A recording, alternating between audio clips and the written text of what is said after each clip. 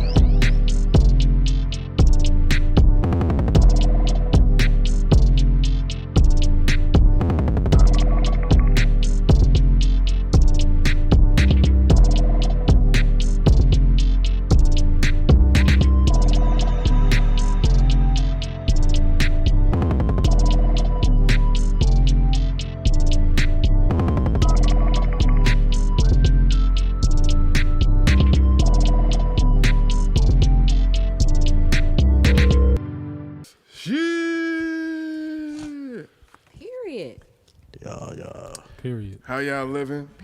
It's your man's I Make Mad Beats, live from outer space in Unapologetic Studio. Tight beat. We back at it. It's a producer podcast. You know what it is. My name is I Make Mad Beats. I don't got nobody to the left or to the right of me no more. They all, back there. So I'm gonna let them figure out how to introduce themselves. You know what I'm saying? Yo, it's me, LJ1S. Period. Come on, you know it's unique. Good morning, good afternoon, good evening, wherever you are in the world. My name is Kid Maestro. Mr. Rogers. Hi, I'm Sheena. Good morning. Glad y'all figured that out, man. Yeah. Good work. So y'all know what it is, man. We got a few topics to talk about. First and foremost, though, before we get into some topics, man, like, hey, man, we just got through a pretty wild 3 to 4 days. Man. And to be quite honest, as I think about it now, I'm sitting there thinking like, man, we was trying to figure out what topics we was gonna talk about. And I'm kind of laughing at myself because I'm trying to think like, bro, how is scoring movies not one of the topics? True. And then I remembered the first time somebody brought it up, like scoring movies. I remember that's not one of the topics because I'm the only person who You got the experience. has experience in that, you know what I'm saying? And then I thought about it like, man, damn, bro. How much of my life do I not talk about in group settings because I'm the only person with experience about that? How sad is that? That I got to do a solo mission podcast to talk about this shit. And that's pretty much as far as I got into those topics, into that idea. But I did want to say,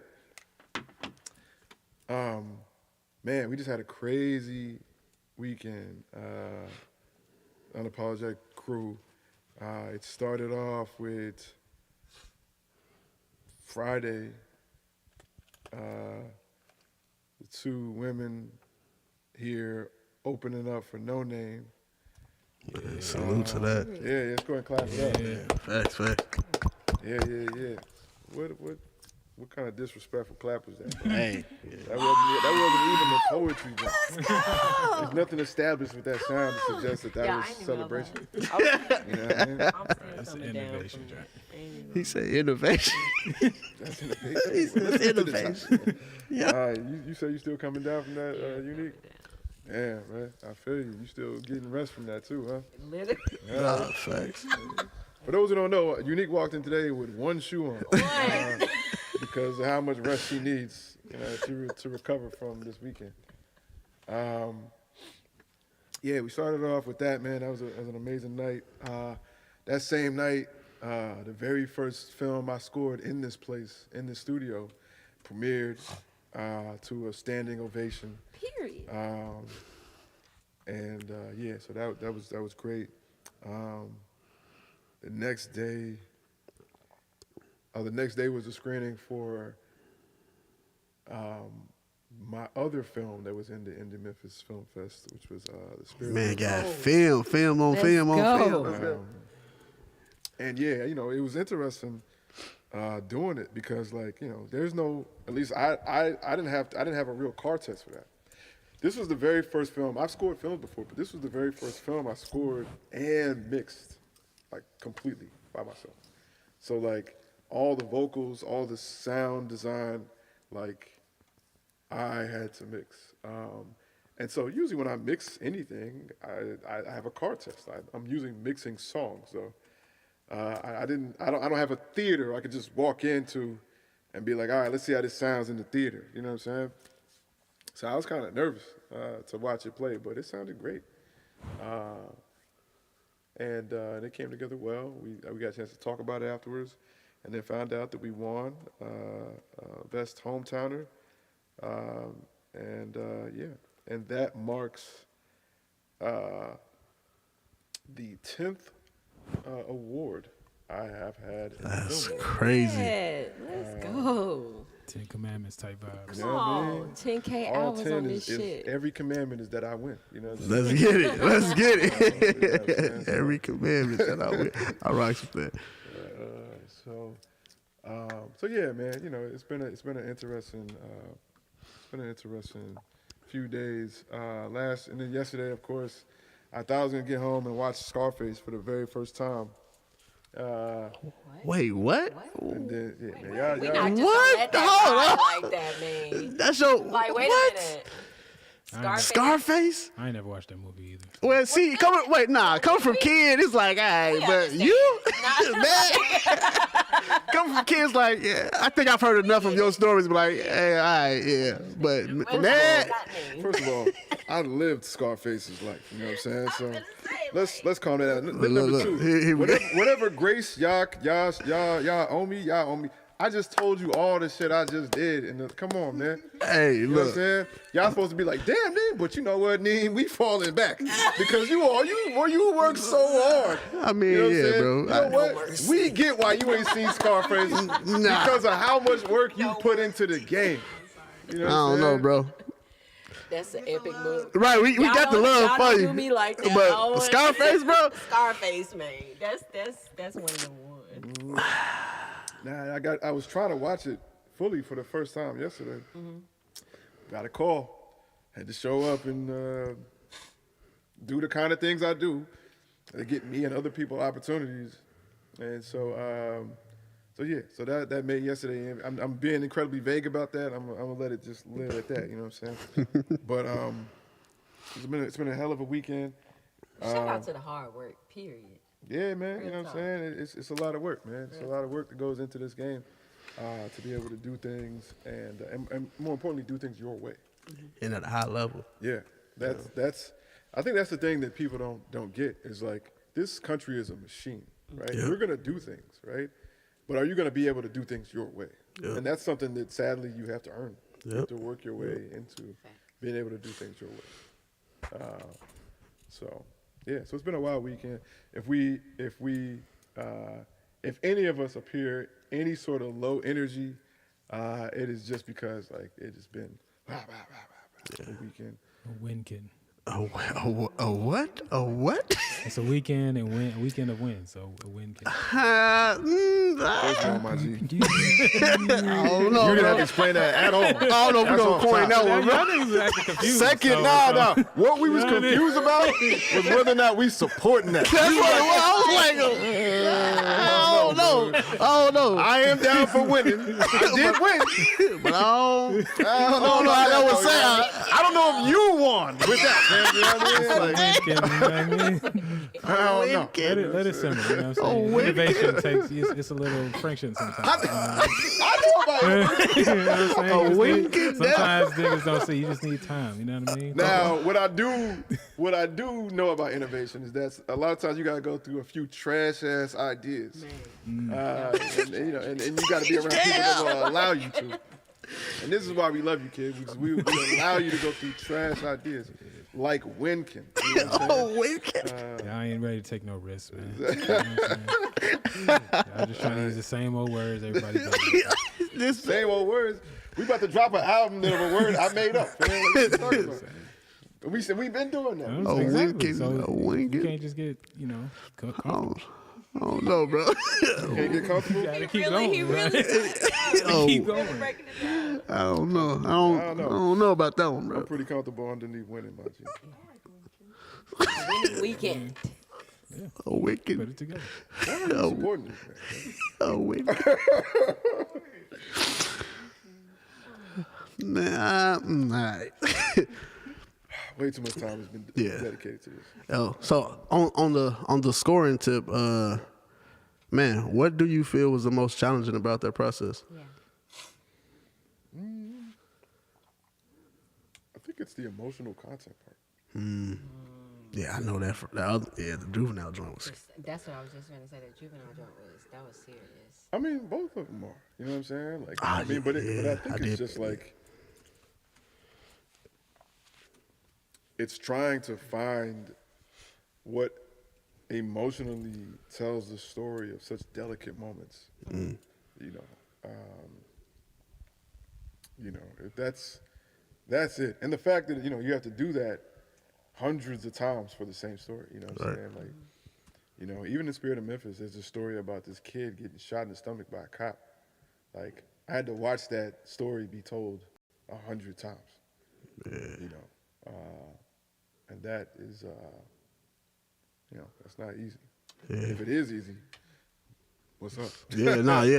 What's going on? You know what I'm saying? You have been scoring some like real. Do some damage to your mental. And then that's what I was going to say. Like, even in that process, having deadlines and everything like that, like, how do you stay locked in dealing with that type of content? Emotionally locked Right. in too. Yeah, I mean, it's just taking breaks. It's being intentional about being aware of where you are mentally. You know what I'm saying? And just knowing it's okay to be having those emotional responses. You know what I'm saying? But at the same time, to like not let them like win, like to not let them like inundate me so much to where I can't produce as a service provider in this case. You know what I'm saying? Like, it's just like being an EMT, right? Like, you're gonna have some people see somebody on the ground dying, and they're gonna be shook, and they're gonna be afraid, and they're gonna be shaken. They can't move. Yeah. But if you're an EMT, you're not void of emotions, but you have to have enough control over them to go in and handle the scenario. Right. And that's kind of how it is. Gotcha.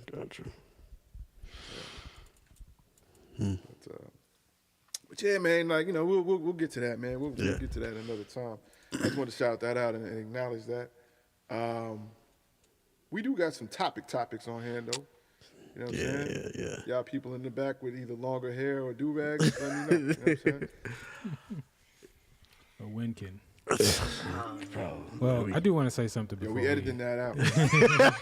It's live. Live stream. We live. You know what I We mean? can take it down, bro. He said we're going to take it down. We're going to start this shit all over. I do everything. That's like you know what I'm saying, trying to change your verse after somebody else came in. You know what I mean? Like, we just leave it up. I'm not. It's a lot of niggas that do I that. do want That to was just a terrible one more comparison. thing. One more thing. Speaking of which, of innovation, just want to say happy 22nd birthday To the streets. to Ableton.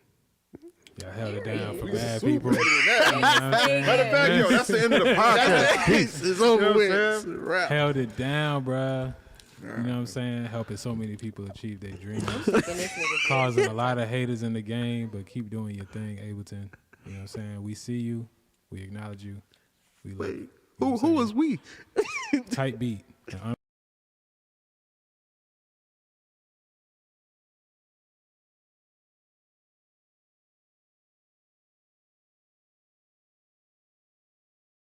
Why are you hating? because I don't have either one. So Why you hating? Why you hating? Why you All right, hating? Ayo, so what's the topic? By the way, before we get to that topic, let it be known that I muted it on purpose. So Damn. everything he just said does not officially go on the podcast. Yo. I'm ruthless, dog. Don't mess with me. What topics we got? Yeah, bro. Happy birthday, Ableton. We fuck Hey, with you know y'all. what though? You know what? I'm gonna tell you this. This is all Kid Maestro fault. Last Christmas, he joked around with me, saying I was pulling off some kind of CEO privileges, right? And what he was joking about, I thought was fair. You know what I'm saying? But he was like, nah, man, that's CEO privileges. He put that in my mind, like, yo, wait a minute. I'm the CEO. I do have CEO privileges. Wait a minute. I do run this whole junk, bro. Wait a minute. I could do whatever I want to do. I had never thought about that before then. So, yes, kid, what just happened is completely, I would have, if this was a year ago, I would not have done. I would have been like, no, be fair, bro. Man, I gotta be fair. Well, It's mine. it's still happy birthday, Ableton. We fuck with Nah, y'all. You know bro. what I'm saying? You know what I In mean? post, my G. In post, We you feel live, me? bro.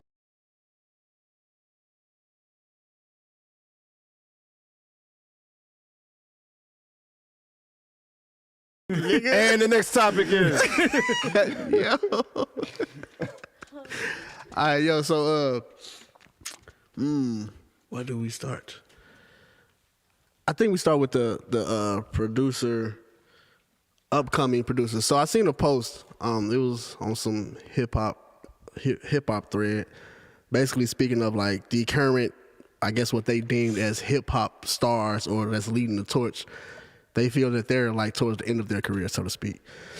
And of course, you know, that's neither here nor there. But I wanted to flip that for us and on some like,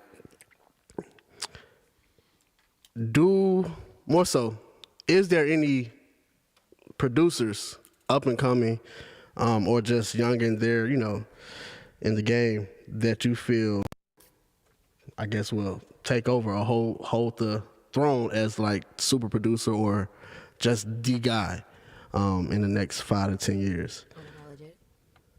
I mean, I think that's a obvious answer on that. Honestly, I don't see, because I don't really keep up with the younger producers more so, and I don't hear many young producers producing hip hop. Like, I still hear the ones that have been around, or even I've heard some hip hop tracks or whatnot, but they haven't been like pushed by major artists. Well, in this case, it doesn't necessarily have to be hip hop producers. It's just producers in general. I think we think of hip hop because we all, you know, make hip hop music. That's what we dive into the most. But just in general, is there anybody that's like on your radar that's like, yo, he nice. He gonna be that guy or that girl or whatever? Me? No. I mean, so you just spit over your own, you know. Yeah. But no, I honestly, I haven't really been following too much of the up and coming producers that I feel would like give me what I'm looking for musically down the line.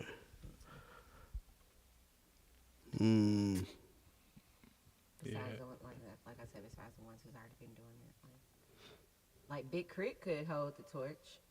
But But he's also an artist too at the same time. But he's a producer. But Crip been in the game for a while though. Yeah, we talking about up and coming. Really on the other side. Yeah, yeah, exactly. My list is still not there. Mm. In the room with quiet as I think we all thinking. Yeah, I don't really think so. I was just talking to C Mage about this. Like, I was like, yo, who do you? I was asking him. I was like, yo, who do you feel like is the next like Pharrell? Or something? And that's funny you said that. Go ahead. Yeah, I don't know. It just didn't. I don't think we was coming up with anybody. But at the same time, I do want to acknowledge that that might be an unfair question because similar to I think last week we were talking about eras, right? Yeah. You know, eras happen more quickly. They come and go more quickly than I think. You know, that class of producers and super producers. So, you know, in the same way, that might not even be a thing. I don't know if we'll get like another Quincy Jones or somebody that's gonna make like that we're just gonna be talking about as one of the greatest producers for like Yeah, Hit Boy doing his thing though. plenty of generations. So yeah, I feel like That's about it that I can think of. yeah, maybe Hit Boy can. It just is not really obvious to me that we just live in that kind of society anymore. Big shout out to Lena. All right, so okay, with that, because I mean, just thinking about it, and this is why I posed the question: like, in the producer community, do we even have that? Because I feel like within, as a producer, unlike the artists, as far as the rap artists or singer, whatever, like, I feel like we don't necessarily have a period, so to speak, of like. Where it's like, oh well, you reach this point now, you can't do this no more. I feel like that's talked about a lot more when it comes to the artists as the rappers and stuff like that when they reach a certain age. Like to see, even though I don't agree with it, but to see this post and people feel like, you know, Kendrick, Cole, Future, all them, they're like towards the end of their careers. It's kind of wild to me, in a sense of like, can they still rap? Because when I think of music in general, I'm like, if you can still make great music, quality music, like, it shouldn't matter how old you are to do this. I mean, see that? Okay, so there are a few dynamics in play here. First and foremost, like, hip hop is such an interesting genre because the loudest voices in the room have only been on the planet for 10 or 12 years. You know what I'm saying? And so it's wild to say that somebody's at the end of their career. After like that, to me, that's just a very ignorant statement to say. Only because like we're literally watching Jay-Z head into year 60, still showing up on albums. and kill it. And You know what I'm saying? that was my first thought. Like, how could you say that Jay-Z still, you know, but. Yeah, we're literally watching hip hop itself get older. Hip hop just turned 50. Right. So hip hop ain't even been around long enough to determine what is and what isn't the end of somebody's career. You know what I'm saying? Like if somebody started hip hop when they was 20 years old, when hip hop started, they just turned 70. You know what I'm saying? Like hip hop is just now getting to elderly statesmen. You know what I'm saying? And so, you know, you have people with discussions like that talking about the end of their career, but even saying things like that is just, honestly, it's just an ignorant statement to say. Because you just have no idea. Especially people who are like mid-30s. Yeah. Like this ain't the NBA, man. That's exactly. Yeah. What did that like idea come from? Because I definitely only really hear it in hip hop when it comes to hip hop. I just explained it. I literally just explained. The idea came from the fact that the genre is so young, and it was started by young people who don't understand what it is to even grow or grow old.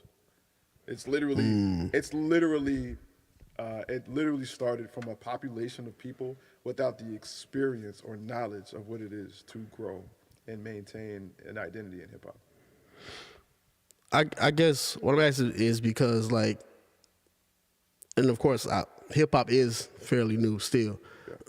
But even outside of that, I've never even heard that type of conversation when it comes to rock music, pop.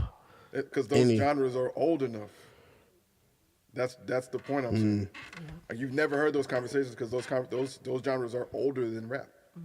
Right? Again, let's look at it as people, right? And in the world of music, hip hop right now just turned like, I know we just said hip hop turned 50, but if we're trying to compare it to like human lifespans, hip hop probably just turned like 30, right? Which means that like it just came from the wild 20s and thinking its life would end at 28 or 29, right? And just realized like, wow, I'm 30, I'm 31. Nothing has really changed yet. Yeah, okay. You know what I'm saying? I Life still goes on. I'm not, Yeah, this ain't the end. Yeah. That's one of the saddest things about watching 20-year-olds is like, you can see the anxiety they have about 30, as if that's just the end of the world. Like, and you just gotta wait for them to turn 30, 31 for them to realize, like, all right, you ready to get back to work? You realize it ain't over yet? Like, shut up, stop being a kid. Like, this ain't nothing. Like, and so hip hop just got past that hump. Every other genre is like 45, 50, 60, 70 years old. You know what I'm saying? And so they know, like, nah, like, I can drop a hit record at 45. Right. And it's, you know what I'm saying? Like, Crazy.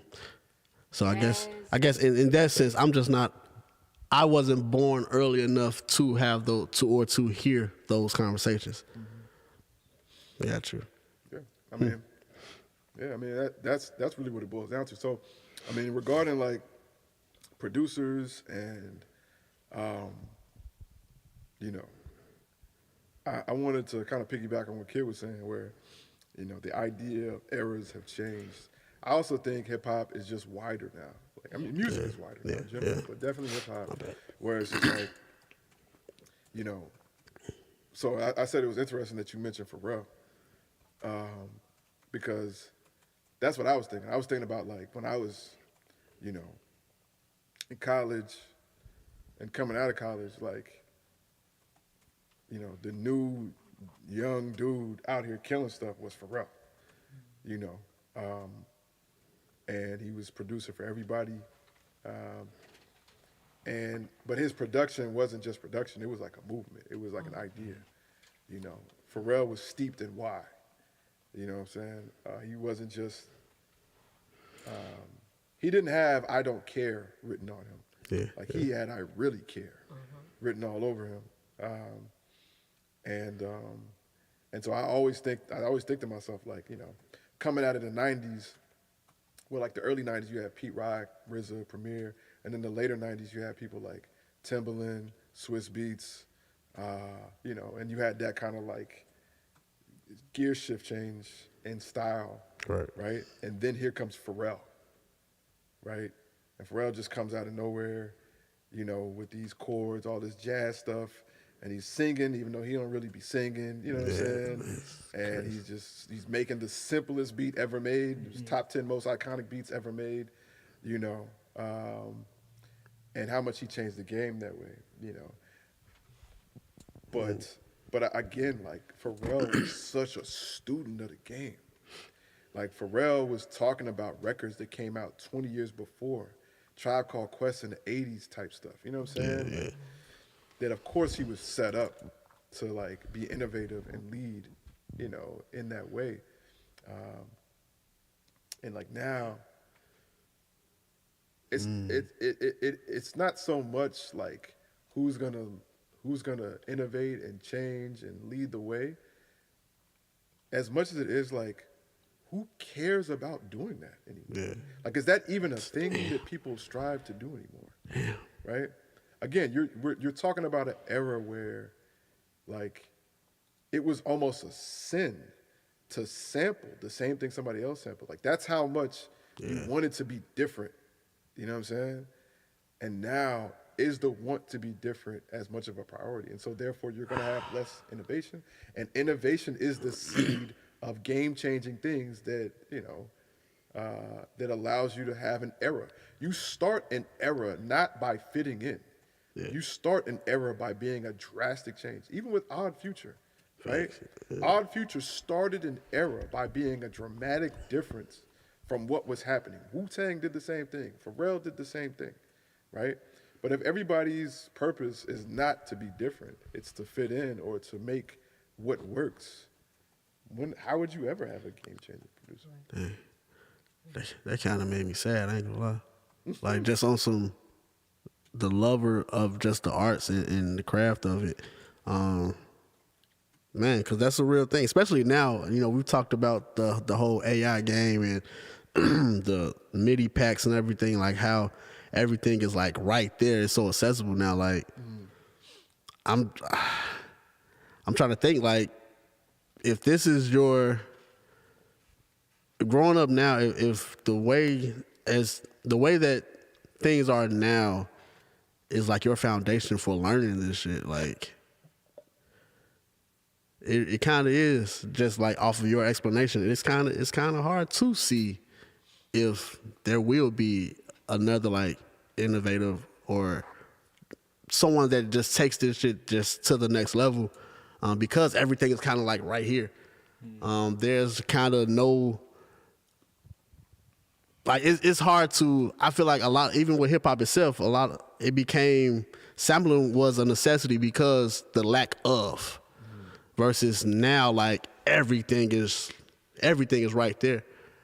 Even if you just got a phone, everyone has a phone now, a smartphone. That's a great point. Much innovation, not all, but much innovation comes out of limitation. Yeah. You know what I'm saying? And now that everybody's got access to everything, it makes it so easy that it's hard to like not fall into what's readily available. You know? Hey, people get lazy with that's disappointing. Yeah. That hurt. That's interesting because it's like as much as learning from other people is important, you know, that in itself can also be a trap where you learn but you don't adjust it, you don't adapt the information.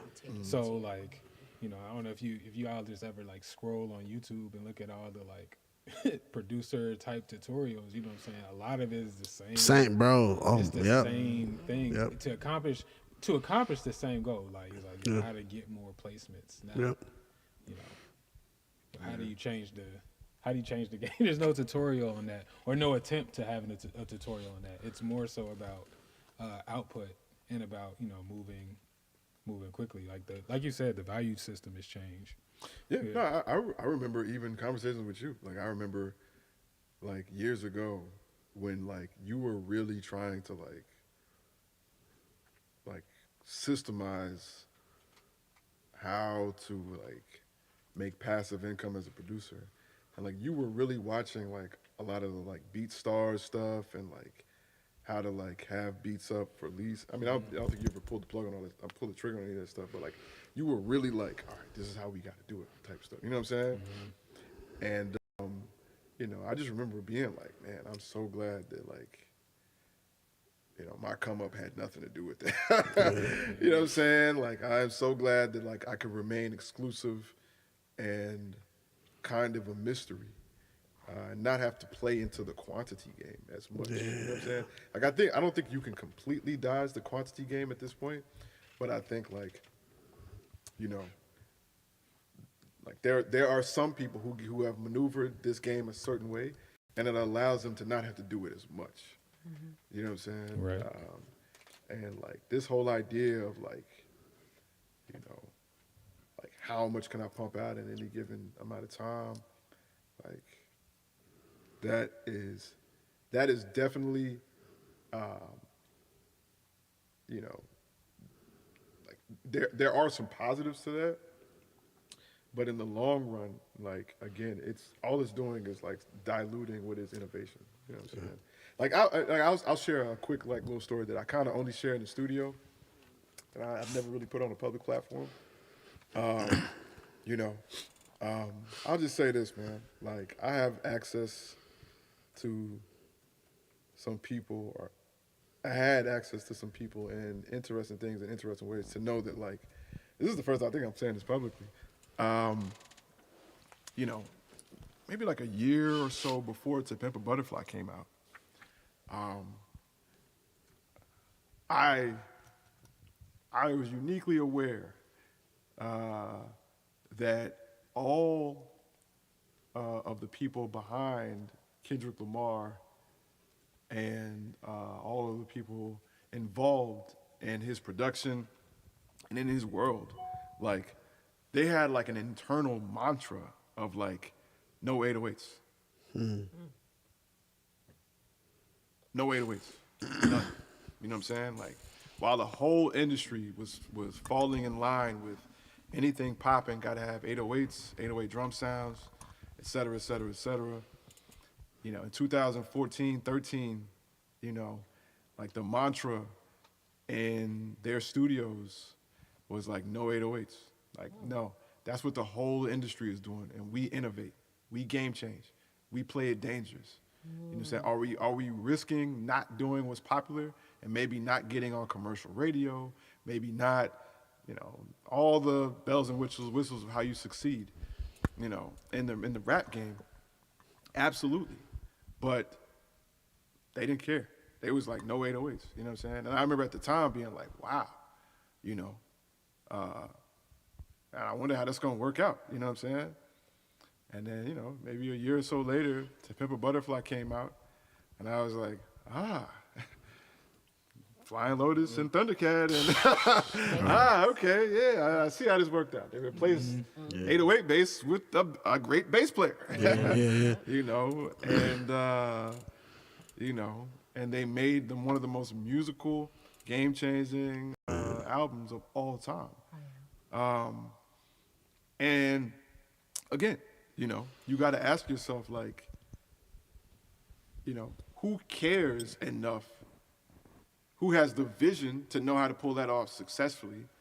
And then is that person surrounded by a whole machine who believes in that? You know what I'm saying? Like, all three of those around an artist with a platform, I don't even think that even happens anymore. Like, you know, somebody's telling you, no, you got to make something that sounds like this, or, bro. You know, or you're trying to cut through, you're trying to get visibility, and then, you know, you know, there's just a million, you know, pieces of red tape trying to stop you if you don't sound like X, Y, and Z or whatever. So, you know, innovation seems to be it seems to have the most hurdles right now. But, you know, that's, I hate to keep going on and on, but that's only if, like, if what you're creating, you're looking to be like, What you hear. no, you're looking to be like pedestalized by somebody else. At the end of the day, this is also the most direct-to-consumer platform in the history of music, right? Yeah. So if you're trying to get signed or you're trying to get somebody to co-sign you, yeah, man, innovation might be hard. But if you're willing to do whatever's necessary to just get the right people to hear your shit, ain't nothing stopping you from making whatever the fuck you want to make. You know what I'm saying? You just got to be willing to make sure that the people looking for To Pimp a Butterfly know you exist.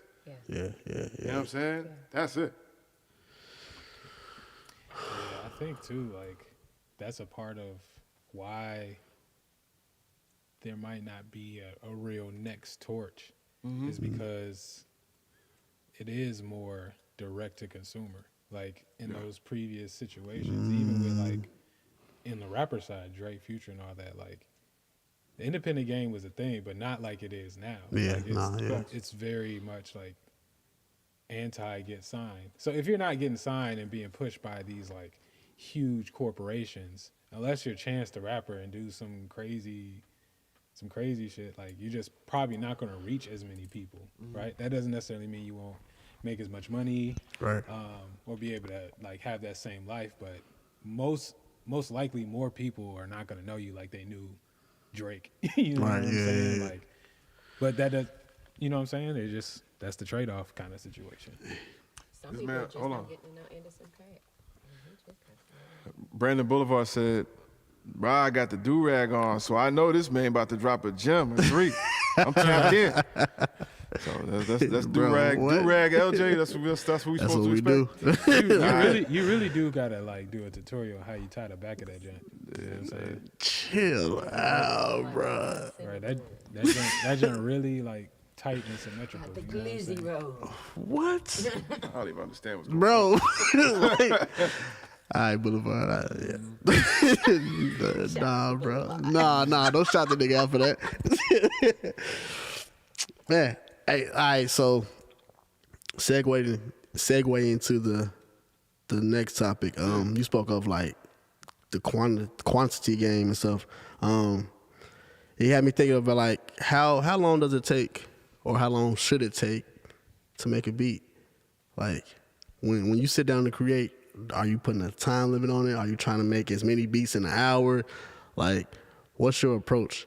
Depends on what's required of you in the time, and depends on what your motive is when you're producing. Let me turn your volume up, man. You over there whispering. Oh, I'm sorry.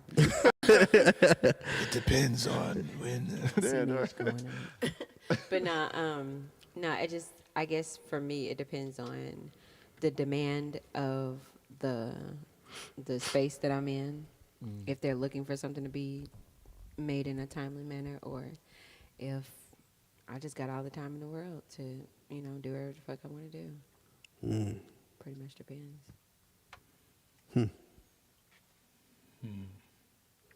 Yeah. First and foremost, there's no real right or one way to make music. All circumstances are different. But I think, for me personally, I think you should always strive to be able to go from idea/feeling to, thing as quickly as possible. And that's more so through a honing of skills, John. Yeah. But I feel like the mindset, like when you're actually doing it, in an ideal situation that you would be working with people, or, put yourself in an environment where like pumping out something as quickly as possible isn't a requirement of the creative process. I think that's more so something you should work on in your practice time, not really on your execution time, in my personal opinion. Because, in the realm of creativity and emotions, like time and, what I'm saying, like the of, not being able to eat, like that's why we go so hard to make people comfortable. We make sure we got snacks and water and all that, because all these extra things that like get associated with like survival, on an elemental level, like, do I have enough time, some things that could induce stress and cortisol into your situation. Like scientifically, we know that restricts creativity. So if you're thinking about that, that's gonna harm the creative process, just regardless, in my opinion. So you put yourself through that stress like on your own time in a different kind of way, so that doesn't impede the creative process, and you ideally like work with people that also don't bring that energy into the room. Ideally, what I mean? Life doesn't work in ideal, so you've got to be able to kind of manage those things. But I feel like that's what I feel like that's how it should be. Because you like, it's important to be able to capitalize on momentum. Yeah. So, but like, Usain Bolt isn't training to increase his speed, or he's just run, he's just doing what he did, to run the race on the time to race. But like, it's in practice where you keep doing it over and over again and analyzing the data. You're like, okay, I can improve this here. This is where I'm weak. I need to stride at this. Or when it gets to this point of the process, like I find myself slowing down. That's a different thing. Right. But not when it's time to create and channel like emotions, and that's just, I don't know. Yeah, it is a science to it. But I guess just to give more nuance to the topic. It's more so like I've seen, we're always trying to find topics and things of that nature, but I've come across so many. Real quick, big shout out to my man Jay Gill. He said this is golden content. What's good, fam? What's going on, brother? It's good. How you haven't been to the studio yet? I don't know. Bro. But you never Bullshit. came to Dirty. Well, nah, it does make sense, actually. I'm going to fall back.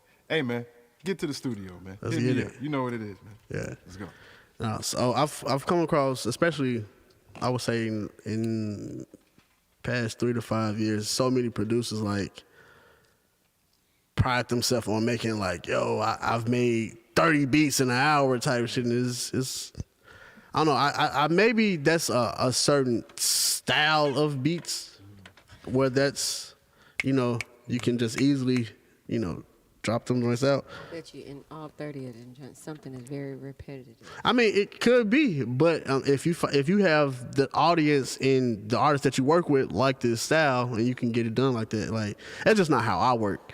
And a lot of artists that I create with, like, we don't work in that way. Like, I've never been like on some, I'm about to do 20 beats in the next 30 minutes type shit.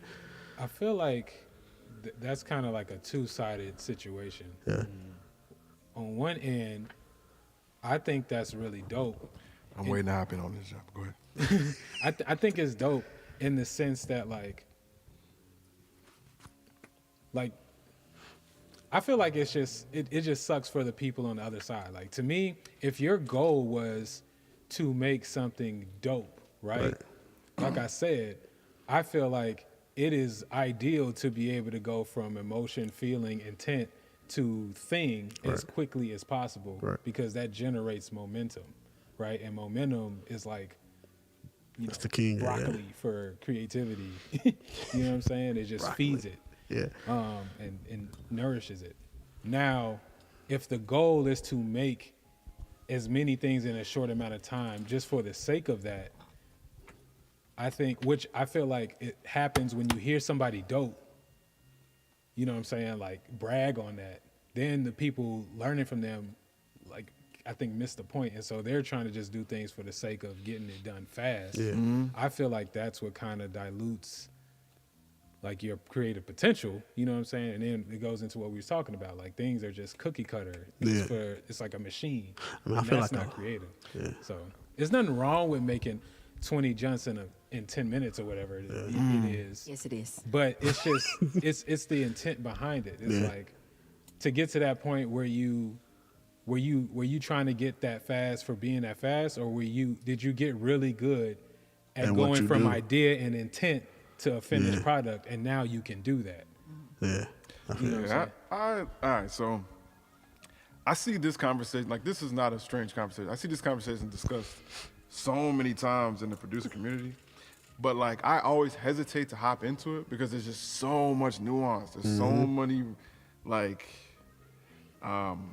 just details that matter. So, for example, right, like, how long should it take for you to make a beat? For me, the real question is, like, how do you deal with the anxiety of no matter what the answer is, you still feel like you got to be getting shit done, right? And then how do you allow yourself to take up whatever that time is?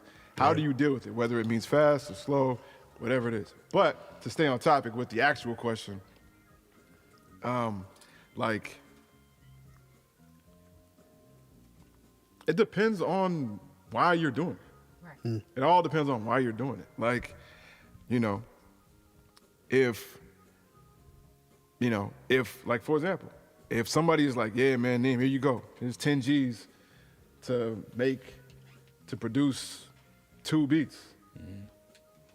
And, et cetera, et cetera, et cetera. We got to do this and have it done by in a few weeks or whatever. Nigga, I might take 3 days to make a beat. You know what I'm saying? Like, Yeah. I might go through a whole bunch of different sounds. I might set up things, and then I might all set it up and then come back in and listen to it again. And Right, see sound, whatever, yeah. You know what I'm saying? Et cetera. Or if I'm in the studio with, like, I don't know, you know what I'm saying? Some new young trap rapper, you know what I'm saying? And that dude needs to catch a vibe. and I've read the room in a way that lets me know, like, nah, this ain't no, like, let's sit around and listen to different vibes for an hour or something. Right. Like, this, let's just get it going. Yeah. Well, then, then the onus is to make a beat in, like, 8 minutes. Yeah. And I'm not even saying, like, make the whole thing as much as I'm saying, like, a vibe. Like, it's got to be a clear direction of what's happening within 8 to 10 minutes. Go. And in that case, and in both cases, actually, but in that case, with a little bit more pressure, how well you know your system matters, right?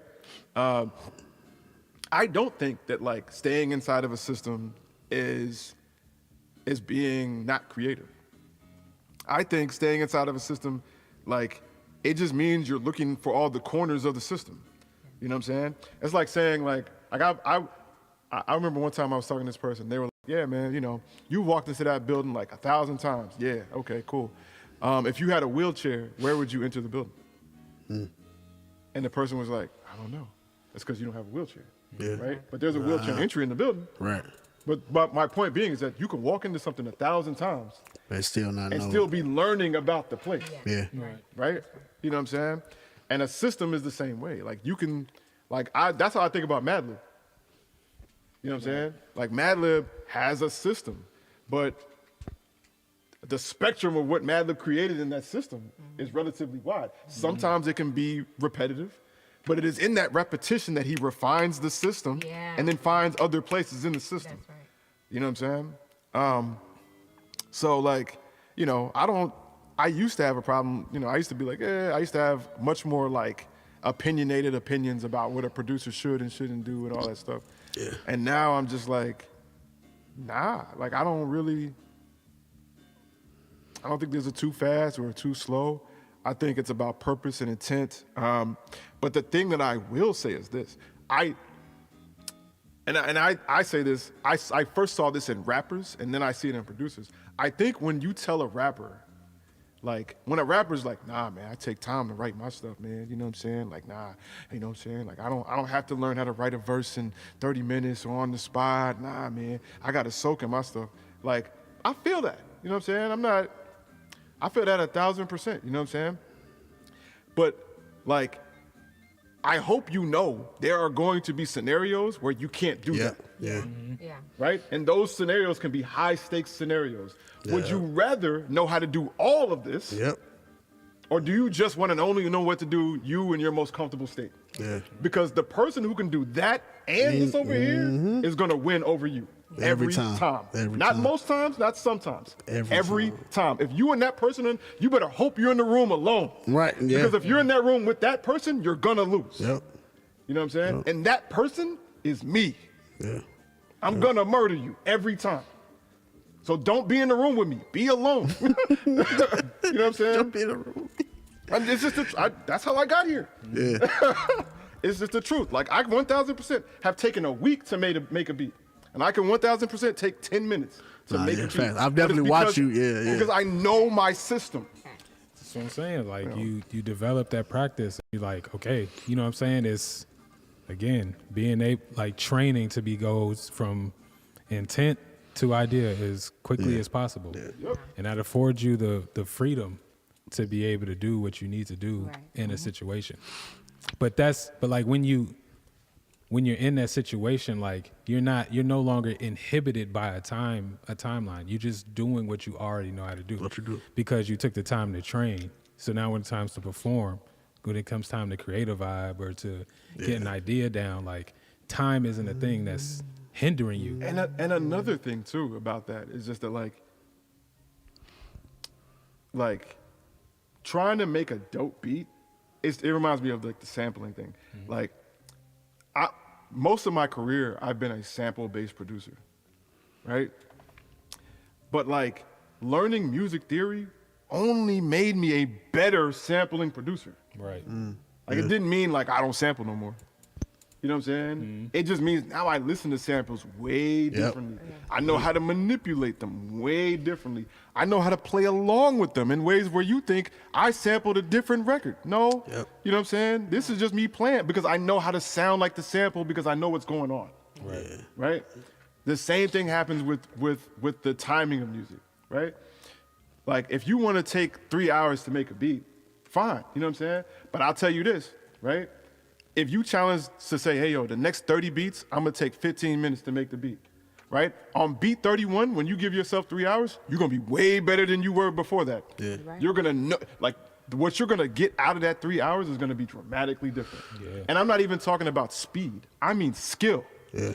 Yeah. Like your ability to like tap into something. And that's the thing. You said it before, and you know, you already know how I feel about this. Mm-hmm. You know what I'm saying? I think the number one thing people don't think about in creation, period, a creation of all things, anything. The number one concept people they don't let themselves discover because of insecurity, fear, procrastination, all of those things is momentum. People don't understand what momentum does to accelerate everything you want to be accelerated. Mm-hmm. Right? Like, you know, the idea of like, of what repetition or staying. I tell people all the time, like, if you said, yo, you need to spend 5 hours a week doing something, like, well, first of all, I'm not going to spend 5 hours a week. But if I had to choose 5 hours a week to learn something, I'm not going to do an hour a day, Monday through Friday. Yeah. I'm going to do 5 hours on Friday. Yep. Yeah. Yeah. I'm going to go further than you will because of that. There's less space in between. So the momentum from 1 hour to the next is going to be more, right? It's going to allow, I don't have to warm up. Think about that. Like, if every time you learn how to play piano, or every time you sat down and learned how to play piano, you spent the first 5 minutes warming up, right? Right. But you don't have to do that if you just warm up and then go, you know what I'm saying? Yeah. Now, obviously, that's an example. Your hands get tired, there's fatigue, et cetera, et cetera, et cetera. There are other factors in play. But if you set up your machine, which is you, right? If you're a healthy like me, if you eat well, you don't need, you know what I'm saying? Like, then you can set yourself up to like make the most out of that 5 hours, right? If you're not addicted to social media and every 20 minutes you got to look at your phone, right? You set yourself up to truly make the most out of momentum.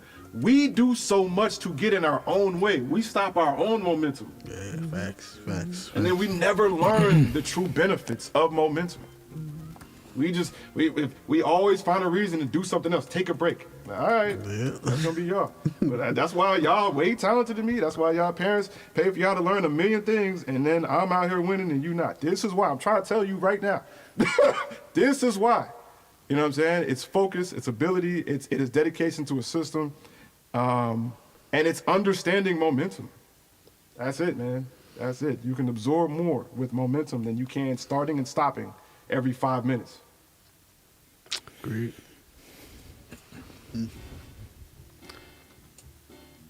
Yeah.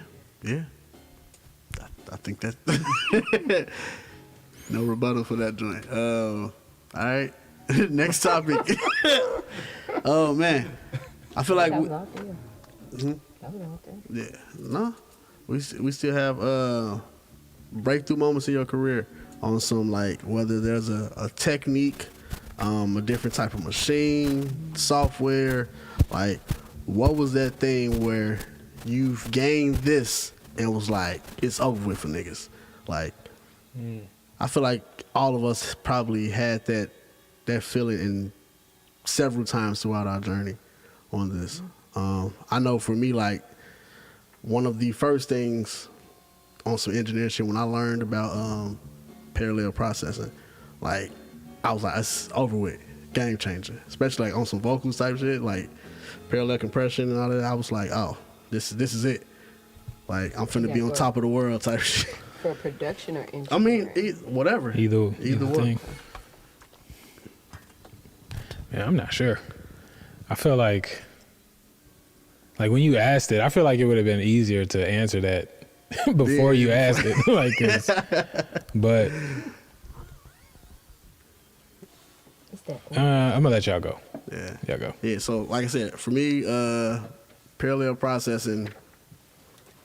I remember first learning about just parallel compression, and I was like, and seeing and hearing live time, like what it did to things. I legit like stopped in that moment. Was like, it's over. Like I'm about to go crazy. Same thing, and this was when I first like got into engineering. When just the idea of like EQ and your reverb, it's something so simple, but I feel. Sidebar. This is engineering is one of those things for me where it's like you don't know until you know, but like once you learn it, it's like it makes fucking sense. Why haven't I been thought of this? Just like I was saying, like EQ and your reverb and stuff like that. I remember when I first learned this, I was like, why did it take me so long to start this process?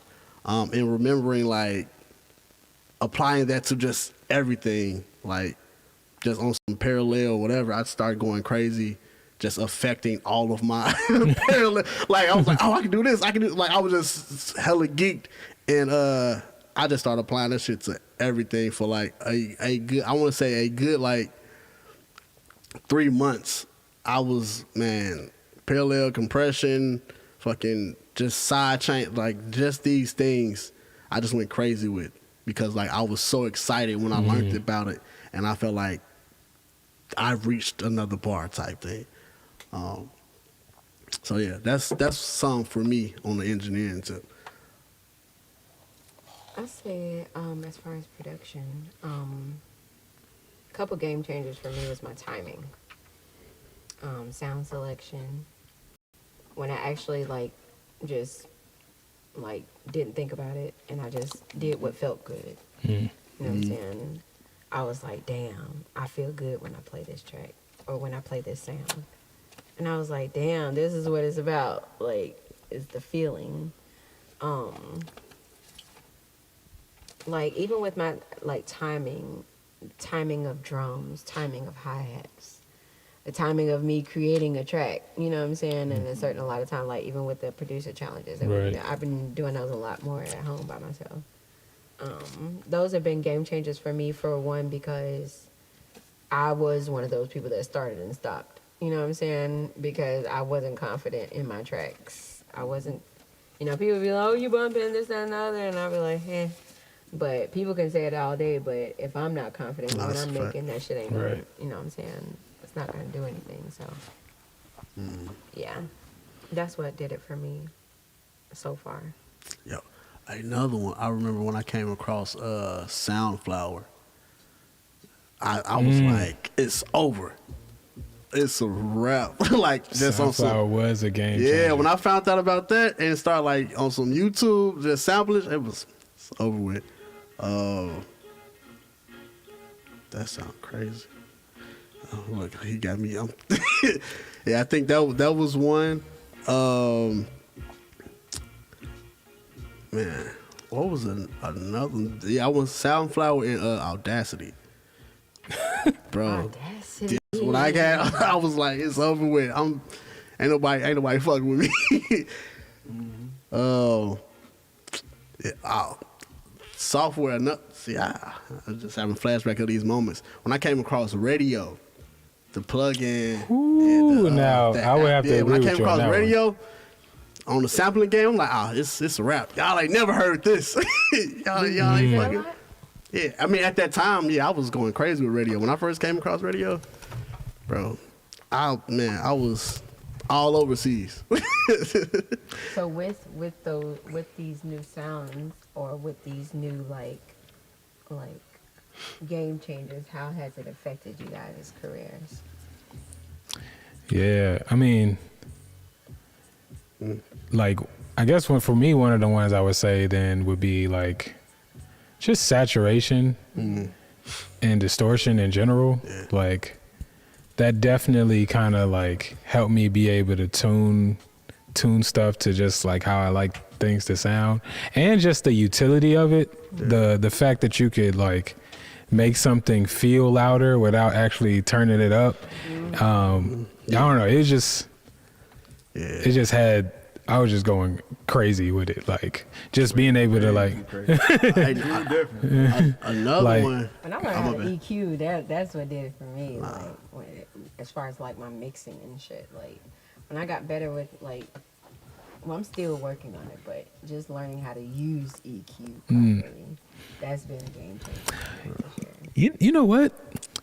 High pass and bass. The high pass, yeah. Discovering, I was gonna say that. yeah, that was like, oh, wait a minute. I'm still working. You could make this jump like more punchy, clear up space, and actually feels like it's more bass. on that. Like, I was gonna say like that was gonna be like one of my 5. I have like 5 in my head, but one of my 5 was like something as simple. Like even to now, it's like it's almost kind of for other engineers out there, it feels kind of embarrassing. But like, it was the idea of like EQing some of the high part out of things like hi-hats, or EQing some of the low parts out of things like kicks. Yeah. Like at the time, it just seemed like, why would I do that? Bro, I definitely went through know. that period. Like, what the And I just remember being like, I remember like the first time it started with the kick. I remember the first time it was in Reason. The first time I put a high pass filter at like 20 hertz on a kick and with a slow roll off. And then hearing the beat back and being like, It's crazy. like, yo, the knock is there. It don't feel as cloudy down there. But then I remember being like emotionally conflicted. Like, what am I doing? Bro, yeah. I'm taking off Yeah. low end from the low end. From the right, this is where he's supposed to live at. The whole point here. Right, yeah. Like, that just, I don't know, that felt weird to me. But like once I, now it's, I mean, y'all see it. Yeah. Now literally Everything everything anybody ever hears from me, it gets rolled off through this device. right. Like it's Off just top, standard yeah. now. It's not Yeah, just exactly. The manly EQ, y'all, for those y'all can't see. y'all, Shout out to Manny. Massive passive. yeah, so it took me a while to learn that for sure. Yeah. That was a game changer. I talked to Matt a little bit about it. It was learning about mid-side, like EQ, compression, all that stuff. Like the fact that, That was number 2 on my list. yeah, you can like separate. I was like, what? This is magic. Like, what is this? And I remember discovering that, bro. I definitely went through a moment where like I was mid-side, like everything, just to see like what is this truly? That and multi-band compression. And then learning I can like combine those. Yeah, it was like, Mid-side multi-band compression. bro, that's what I'm saying, bro. That's when you I am Neo. I'm Neo That's in the it. Matrix. Like It was a wrap. once you realize like you can mid-side multi-band compress, What's up, bro? Yeah. stopping bullets. Man. Oh, Man, like, facts. Yeah, bruh. Yeah, for me, it was the specific component of being able to sidechain things, and then being able to sidechain specific frequencies from other joints. So like, did I show you that? Was that a neat thing? so A lot of time so the It's a game changer. the side chaining a specific frequency to a joint, definitely. Yeah, so like, in stuff like, okay, keeping this part of the bass out of the way of the kick, but not the whole bass. If you're not going for that sound, like, super game changer. Like, that's crazy. Yeah. That's crazy. That was definitely a game changer. I use that in pretty much every mix. When I learned how to like time stretch and shit, like with my samples when I do sample, cause Elo's got that shit down pat. Like Elo's so cold with sampling and turning that shit into something that like, damn, I didn't even know this was somebody else's shit.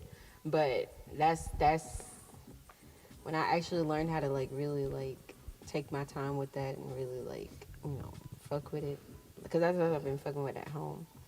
But yeah, it's been changing the way I listen to samples nowadays, and helping me to really like, instead of using the whole sample, like Neem was saying, like be able to actually play and be able to take the whole sample out and it just be my music. Yeah. Yeah, I think for me, the biggest. I was thinking about the way LJ worded it, where he was just like, everything he's saying was a game changer for him.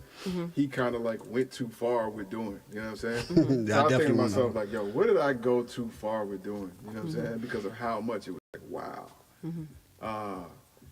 And the very first thing that I went too far with doing was like the very first time I heard the different. Now it's a different era, So I don't. It may not be the same, but at this time, the difference between the way software sounded and hardware sounded was like night and day. It wasn't even close. So I started off making beats on a computer. But the very first time I got a chance to make beats on an actual beat machine, and I heard it specifically how the drums sounded, I was like, be different.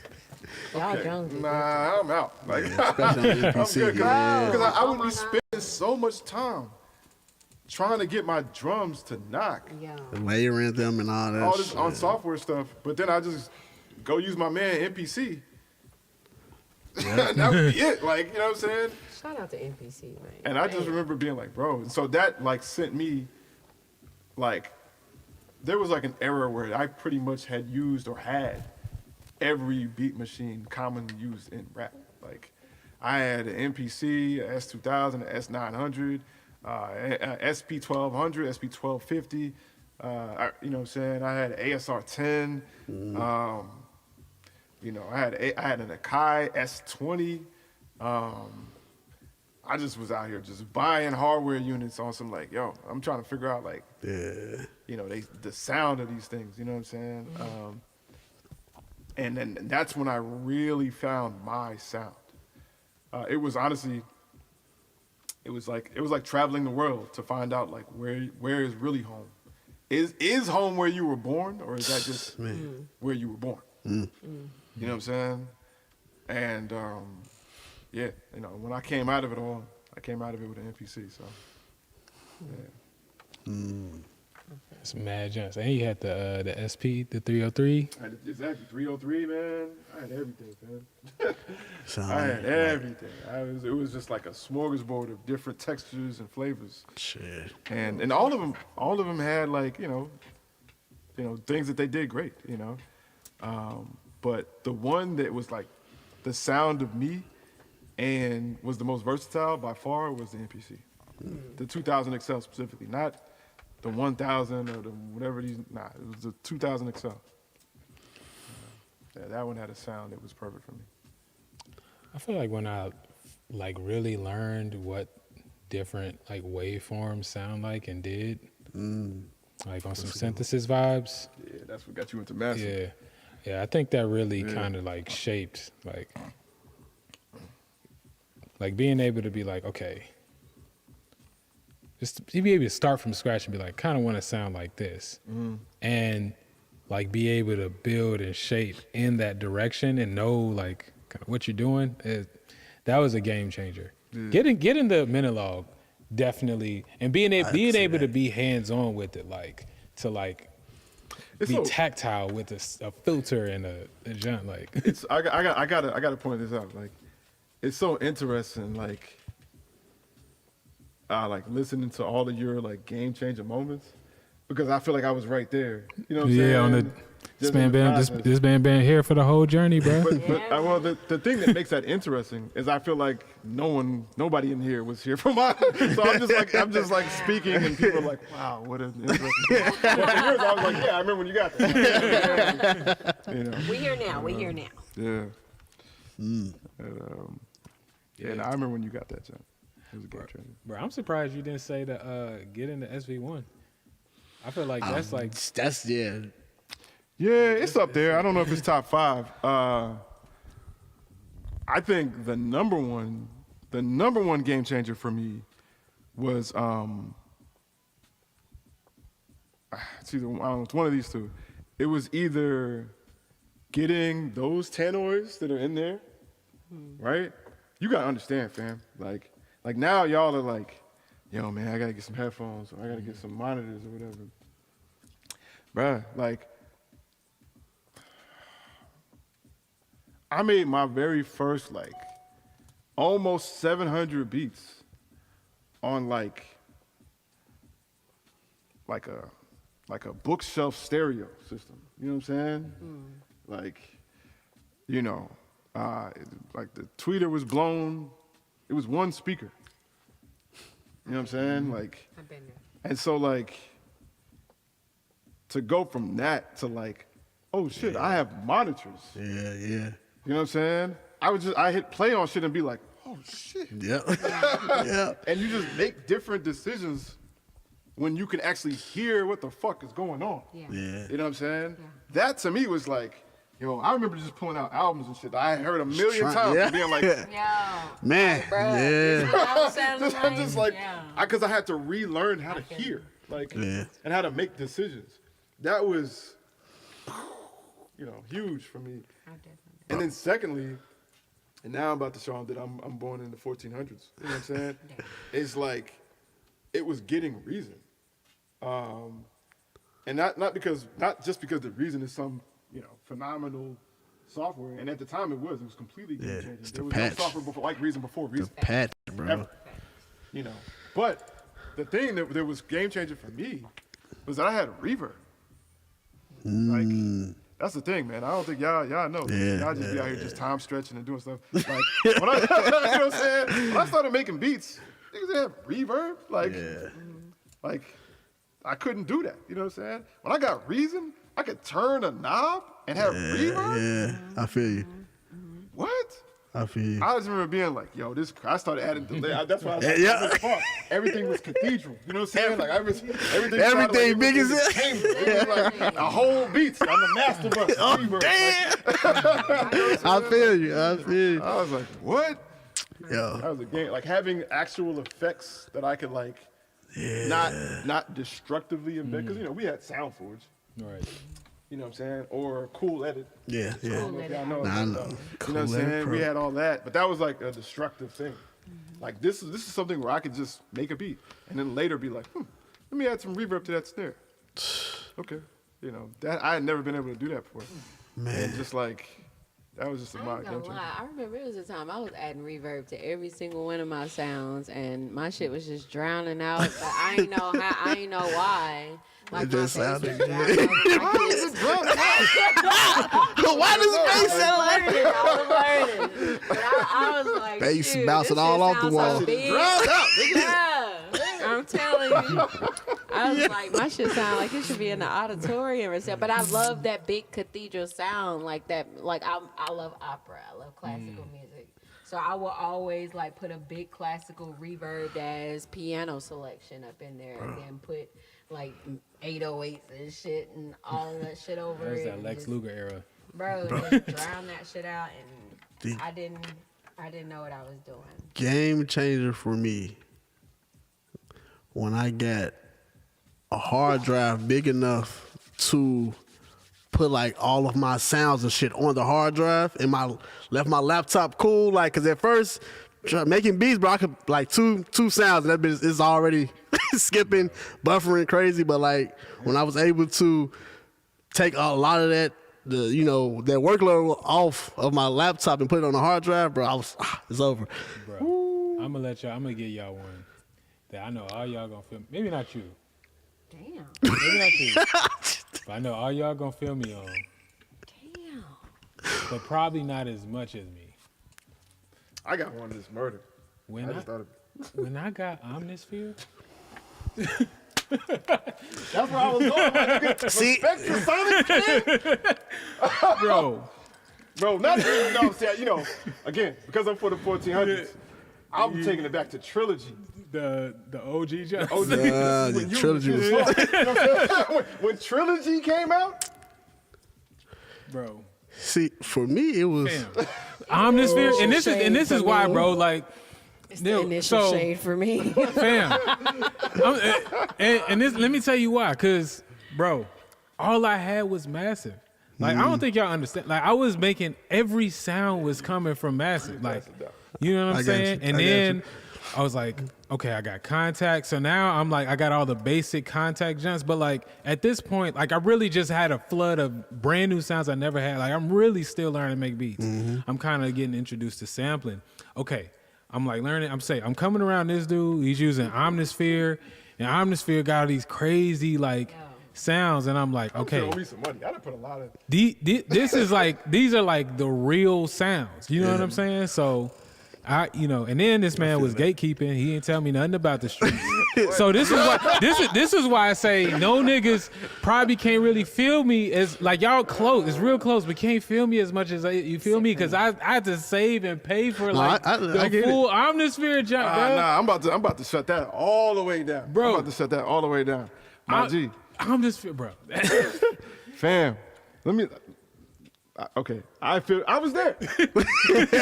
I feel you. You know what I'm saying? But let's take a trip back, right? What you and I are talking about are eerily similar experiences, right? Mm-hmm. Except for yours was in 2015. Mine was in 1743. You know what I'm saying? Like, right. Okay, so like, I'm about to mention stuff from Spectrum y'all never even heard of. Atmosphere. Oh yeah, Stylus. Yes, of course. Atmosphere library. You know what I'm saying? All of this stuff. Mm-hmm. Yo, I had that hold like a crack. So hold on. My G, you talking about, yo man, you had to go get Omnisphere, bro. I had to go and buy that after having Massive in contact. My G, I want to be clear about something. See, this is what y'all don't know, man. Y'all don't know about this, bro. Fam. The first computer I had when Trilogy came out, right? It was a Windows computer, right? I heard of this and I was like, what? Yo, my first computer did not have enough RAM. So forget having to go buy it. It couldn't fit in my house. You know what I'm saying? Like, so it didn't have enough RAM, right? Okay, cool. RAM was expensive. Then I get to Quad. Quad is like, yo, we do everything on Macs, right? All right, bet, I gotta get a Mac. I go and get a Mac. What Mac do I get? The very first Mac Intels ever created. Mm. Do you think they've developed a driver for Mac Intels yet? Nah. No! So you still didn't get the job. So what did I have to do, right? Build the job, didn't you? I started on my Mac, right? But what I had to do was I had to use my programming background, right? I had to literally go and hack the VST software. Like this, see, okay, let's be clear. Now there are rappers. Yeah. Now there are rappers that rap around a VST. Yep. They can convert even from 64 to 30-bit or 32-bit or whatever, and in this scenario. That didn't exist yet. Yeah. I just had to know how to do that. You know what I'm saying? Like, that's I another had to level. go and right-click on the VST file, right? And go in and like literally rearrange code in the package contents. Y'all that's the level there. You know what I'm saying? Really? I don't know nothing about that. You know what I'm saying? You are here like I had to go and buy it. Nigga, I mean, hey bro, you was deep in the world. Like, I'm just saying. I'm saying for Omnisphere specific. Hey bro. You know, that's a different level. You know what I'm saying? That's a different level. But I'm just saying, like, niggas, when you just, like, gotta, like, literally go cut your professor's grass for shit, you know what I'm saying? Yo, off slave wages. You know what I'm saying? On the same tip, Game Changer was actually getting Pro Tools. Because, bruh, I had the Windows joint on a, like, I was using Acoustica Mixcraft, which was also a game changer for me. But then I had the crack version of FL Studio, and niggas was like, you gotta get Pro Tools. All right, let me save up and get the Pro Tools. Bet, you know what I'm saying? My teacher would want me to work for minimum wage, you know what I'm saying? Building his house. Bet, I'll just do it. Do that for a summer. Leave, go to another internship in another state. I'm like, bet, man, Pro Tools came. It's ordered. I get it shipped to me. I'm ready to install it on my junk. Bro, it just won't install. Like, that's just... I just can't do nothing. I worked for like 4 months outside, just bricklaying, literally. Man, slave wages. and then couldn't install it. And I was like, dang, I gotta get a new computer type junk. Damn. It was crazy. That's so I feel you. And so, you know what I'm saying? I wasn't trying to disrespect, you know what I'm saying, your Spectrasonics journey. I was just saying, like, I want to also point out, though. I want to point out, again, like, it is me going through all of that led to you seeing Omnisphere on my computer. So whether or not you had to pay a few months worth of saved money, I had to go through slavery, my G. Like real slavery. Real slavery. You was an indentured servant. I was out here off the boat. Like, you know what I'm saying? Like, hey, man. I was out here. Hey, no, that's real, though. That's hey, fam. To have to rewrite the code, that's to discover that Do you know what I had to go through for you to discover what you discovered on my computer? Hey, bro. Yeah, that's G. Omnisphere. What version was that? It was like, what version was The original one when you started first, it was still one. It was like 1.5. Okay. Yeah. Yeah. Nexus was my Omnisphere. Nexus. I was trying to think of what Nexus it was. was the my FL. shit. Nexus was the FL Omnisphere. Yeah. Anybody using FL, like you was most likely using You had Nexus. Nexus, yeah. I was definitely on FL early. This is why I got finessed. Because I installed. I remember getting home. Real quick, I'm gonna say this.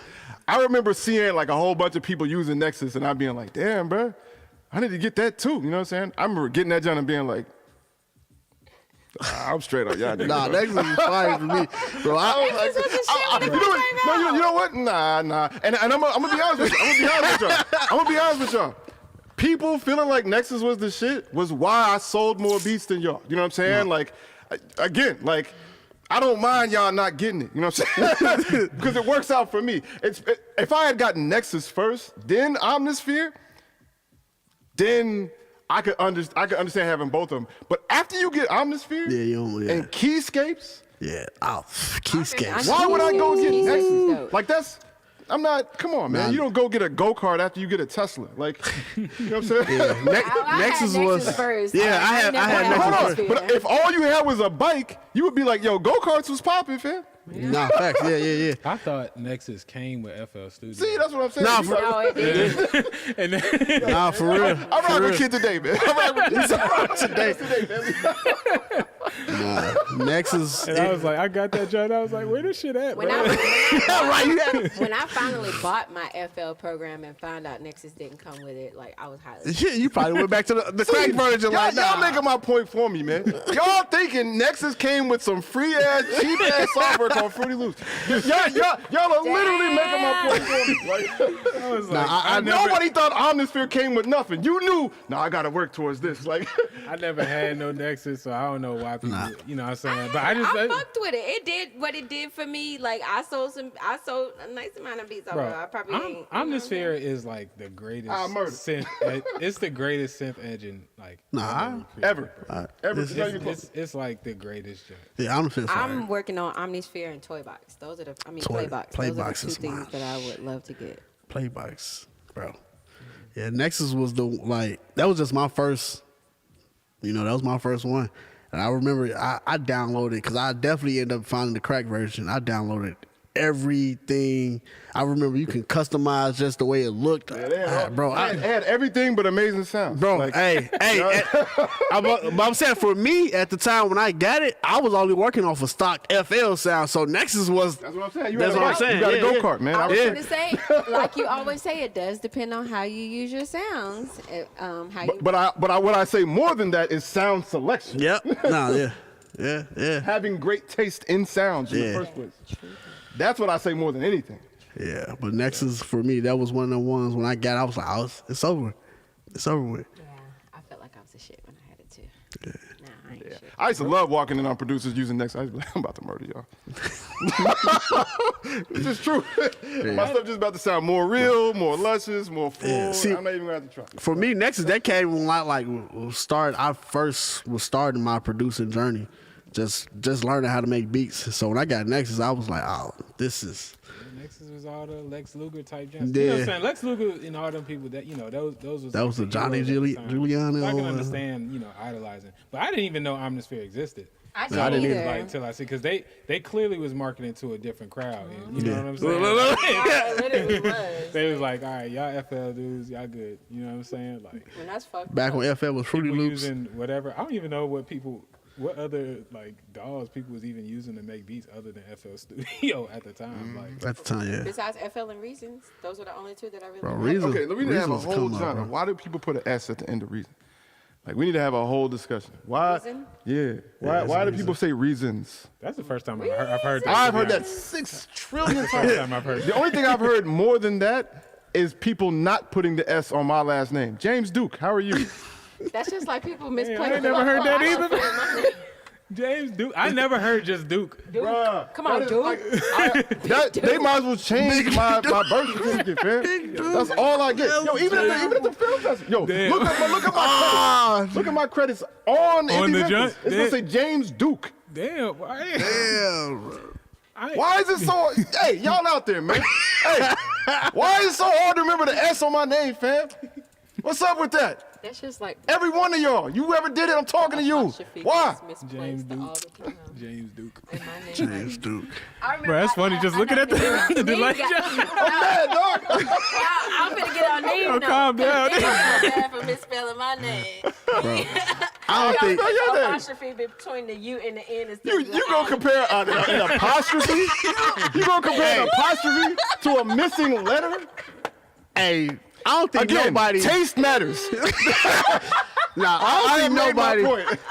And when it made comes my to names, bro, I don't think nobody got as bad as me though, especially as part of the team. Like, well, I don't know. C terms of Mage names? might. Yeah. No, bro. sorry. Nah, bro. Sorry, bro. No, I say that because my name is so simple, but people still every time, unless I say it, I've been called Lil Road, The road. especially all the J1 I next make people mad fuck beats. that Yo, up all Ali, the what up, time. homie? Exactly. Yo, we got some comments in here, by the way. Oh, damn. What's up, y'all? What's good? Jay Gill said, for me, it would be losing the musician mindset when I was making beats. I would hear C Major, LJ tracks, and would be amazed. I had to change my mindset from musician to producer. I had to think more texture-based versus chords and theory. Mind blown. That's love. Big shout out to Jay Gill, man. I respect that one. Man, Drake Quinn said I had a great time in y'all environment. Keep up the good work. Yo, big shout out to Drake Appreciate Quinn, man. For sure. Indeed. Jay Gill said, Unique said, cathedral, say less, turns knob. You know what I'm saying? I even hit you up.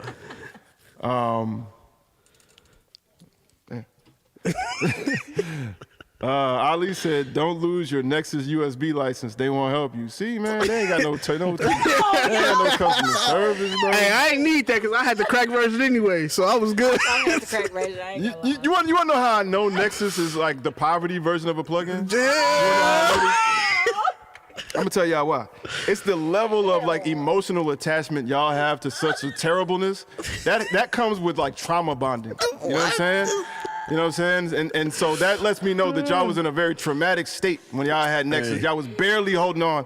That's why y'all fight for it so much. That does not mean that it was anywhere close to Omnisphere. It just means you made it happen. And for that, I'm proud of you. You know what I'm saying? I would never say Nexus is. Drop cheers for your trauma, man. We gotta go see Drop therapists. cheers for your we gotta, you know what I trauma. mean? We gotta take care of ourselves. Man, happy I birthday, respect Abel. it. You know what I'm saying? Trauma bonding is a real jump, man. Oh, man. And for that, man, I got nothing but peace and love for y'all. The shit y'all done went through together today. Man. It's love, man. Hey. Y'all out in the audience, clap it up, man. Clap it up. Man. You know what I'm saying? They went through it. Nexus definitely has some great marketing. You know what I mean? Bro. I never got the chance, but I definitely tried. But I don't think it would have made too much of a difference. You did well, kid. You say you did well, kid. You learned the right way as soon as possible. I'm not mad at Nexus. I don't want Nexus no more. Nah, I definitely don't want Nexus now. So Like- you can buy. not, bro? You can You get. use Omnisphere. I that's- want Omnisphere. That's definitely what I want. Man, I thought they was similar. Nah, though. I thought see, it was, look, I've Now, never, you know- I've never compared Nexus to Omnisphere. Never know. I just said Nah, on some- we saying that's what you did though. You know what I'm saying? Nah, Off top. nah. Who said it? Nah, we making you the enemy.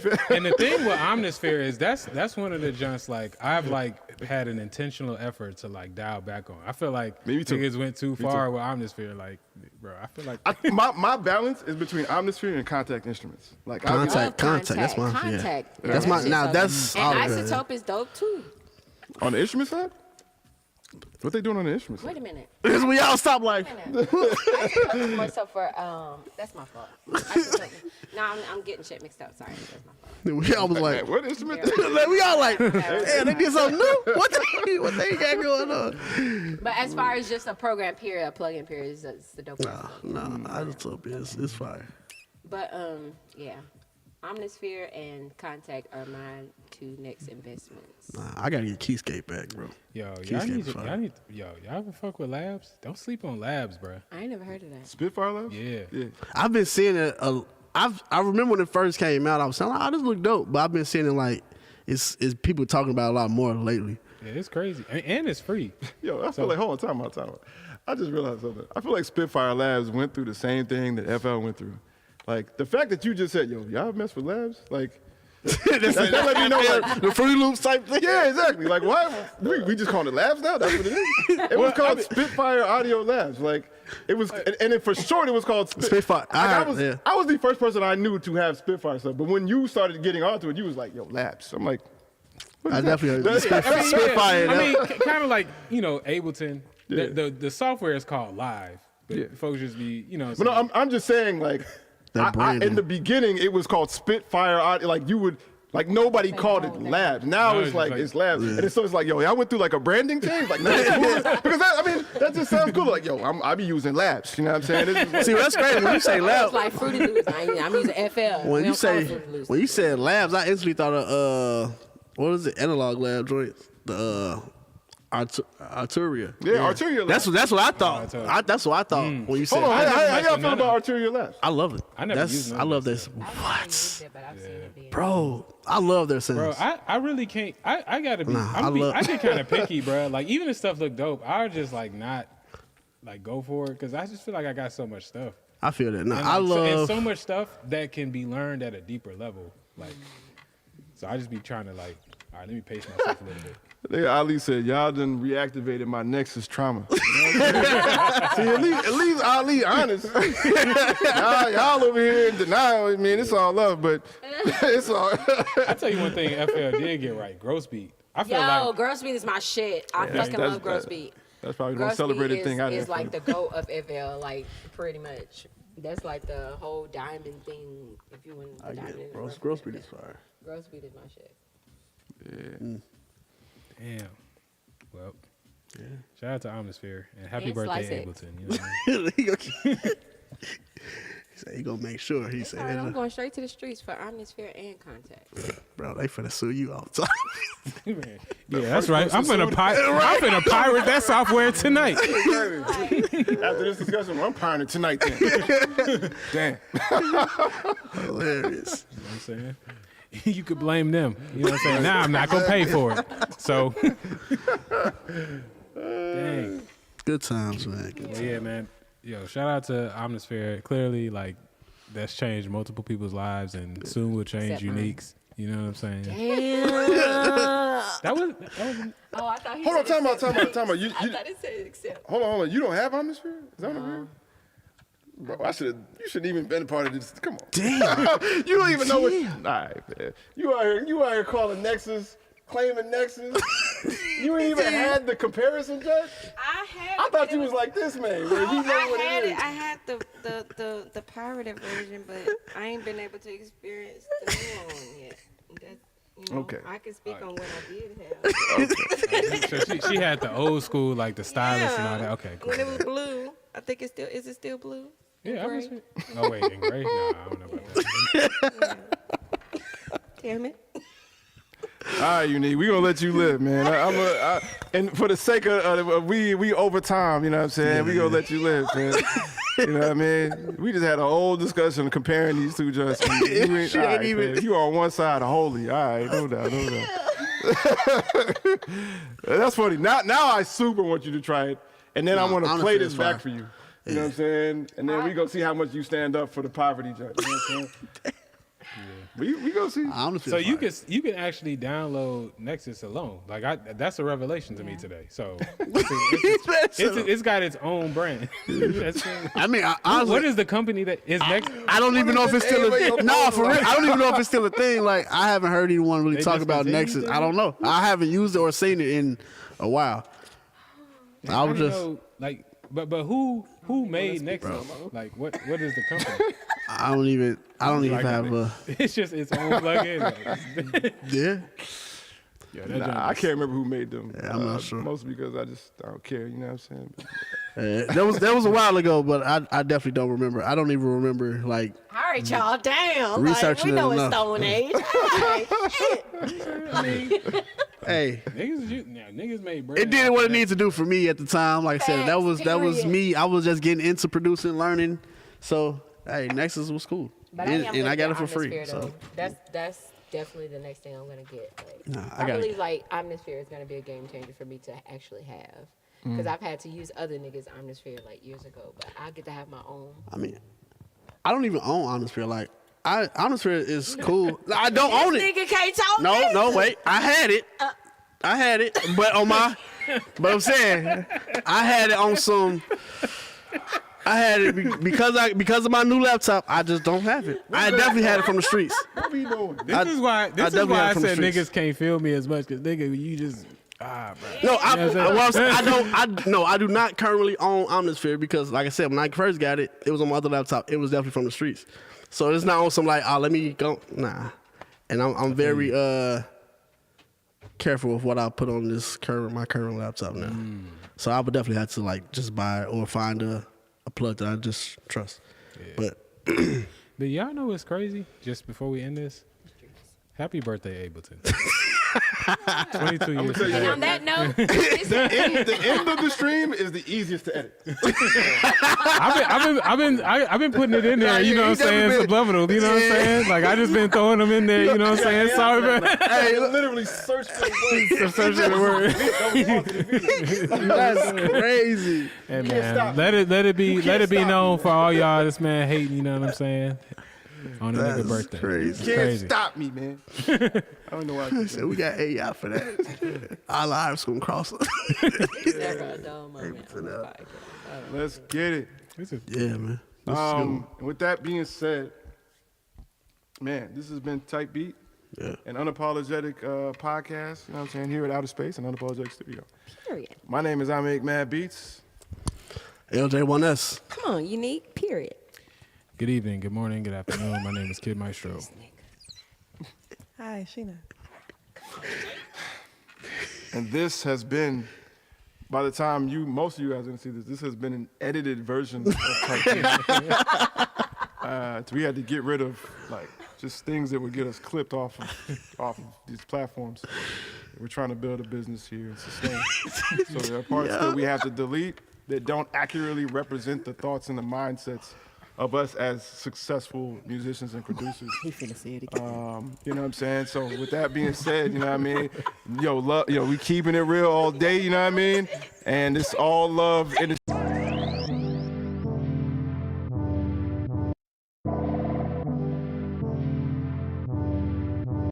Bitch, are you jealous?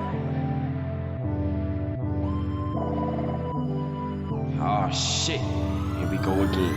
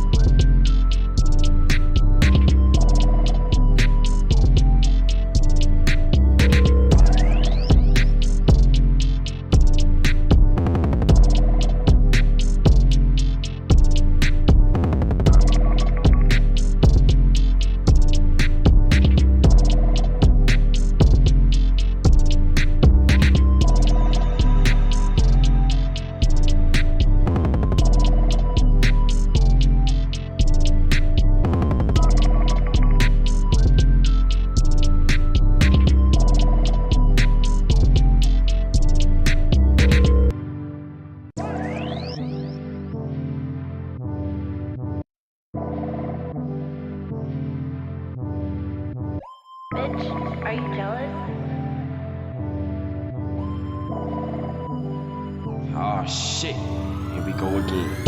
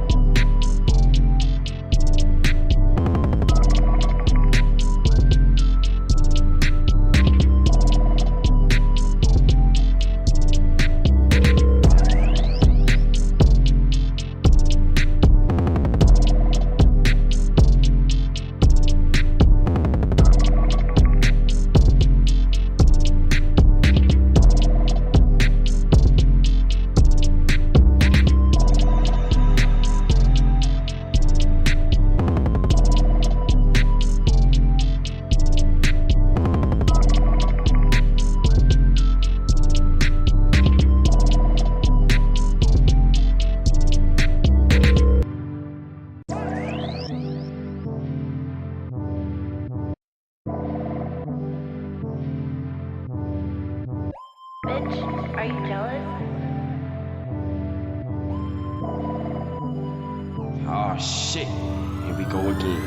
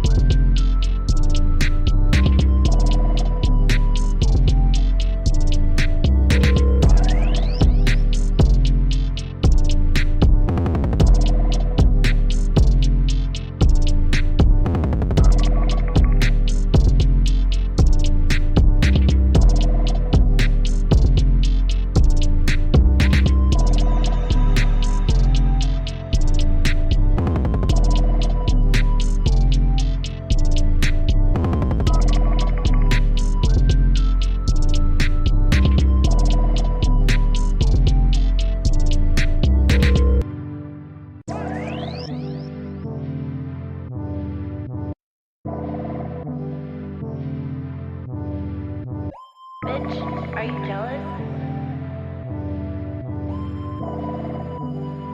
Oh shit, here we go again.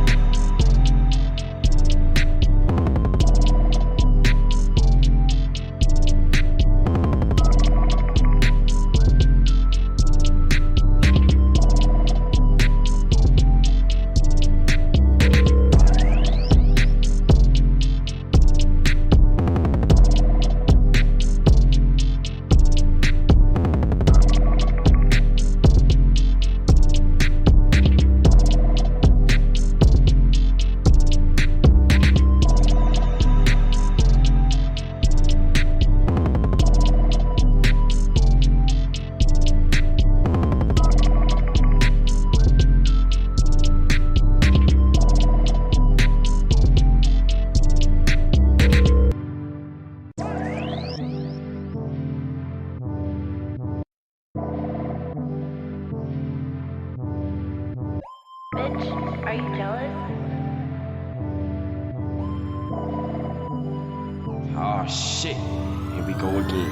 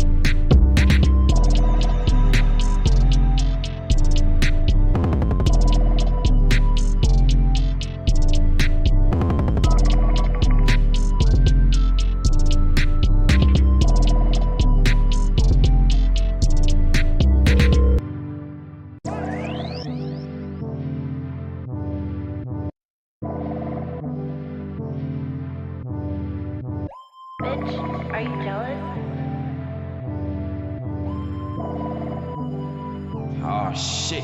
Here we go again.